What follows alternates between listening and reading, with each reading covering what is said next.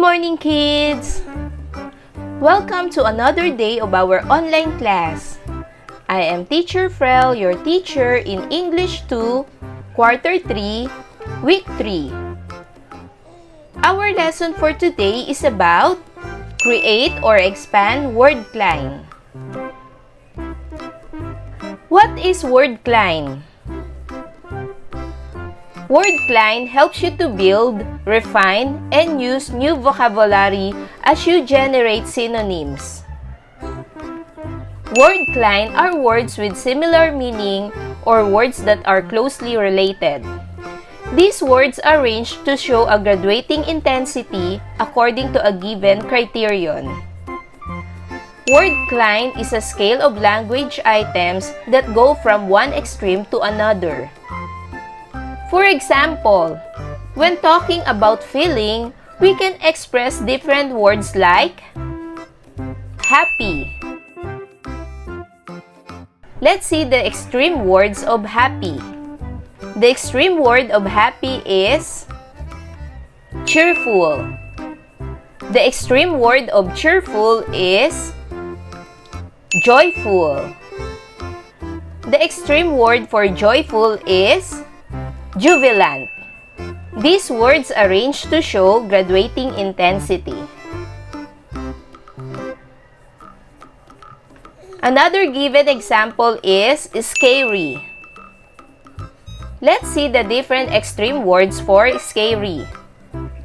The extreme word for scary is creepy. And the extreme word for creepy is spooky. These words arranged to show graduating intensity. Another given word is shouted. Let's see the different extreme word for shouted. The extreme word for shouted is yelled. The extreme word for yelled is screamed. And the extreme word for screamed is shriek. These words arranged to show graduating intensity. Another given word is promise. Let's see the extreme words for promise. The extreme word for promise is pledge. And the extreme word for pledge is vow. These words arranged to show graduating intensity. Another given word is chilly. Let's see the extreme words for chilly. The extreme word for chilly is cold. And the extreme word for cold is freezing. These words arranged to show graduating intensity. Another given word is advice. Let's see the extreme words for advice. The extreme word for advice is order. And the extreme word for order is command.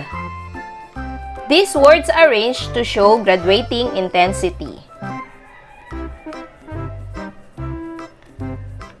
Here are more examples of word Cline.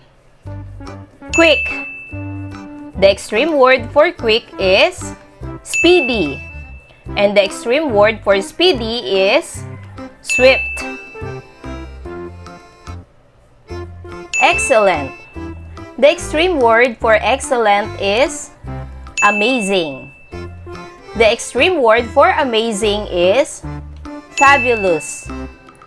And the extreme word for fabulous is awesome. Big. The extreme word for big is huge. And the extreme word for huge is gigantic. Flat. The extreme word for flat is shallow. The extreme word for shallow is deep. And the extreme word for deep is fathomless. Mild. The extreme word for mild is warm.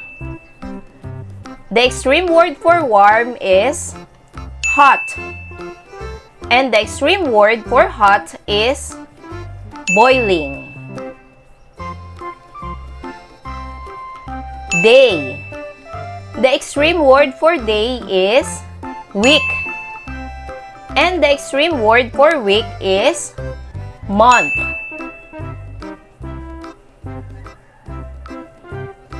Another examples. Year. The extreme word for year is decade.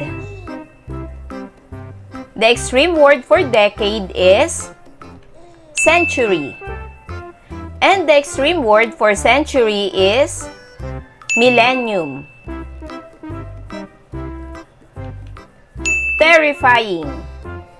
The extreme word for terrifying is frightening.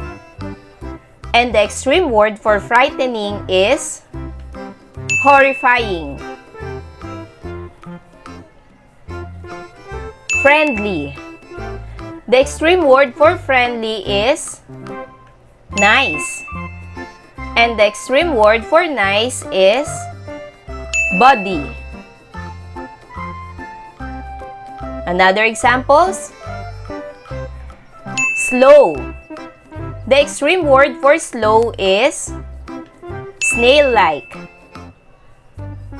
And the extreme word for snail-like is sluggish. Rapid. The extreme word for rapid is blistering. And the extreme word for blistering is supersonic. Depress. The extreme word for depress is miserable. And the extreme word for miserable is sorrowful.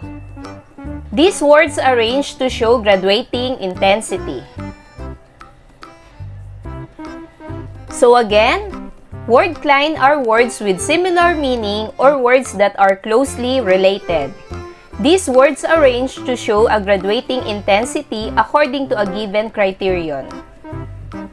So again, kids, the lesson that we have learned today is about create or expand word Cline. Kids, I hope you learned a lot from our lesson. Until our next topic, bye-bye, kids!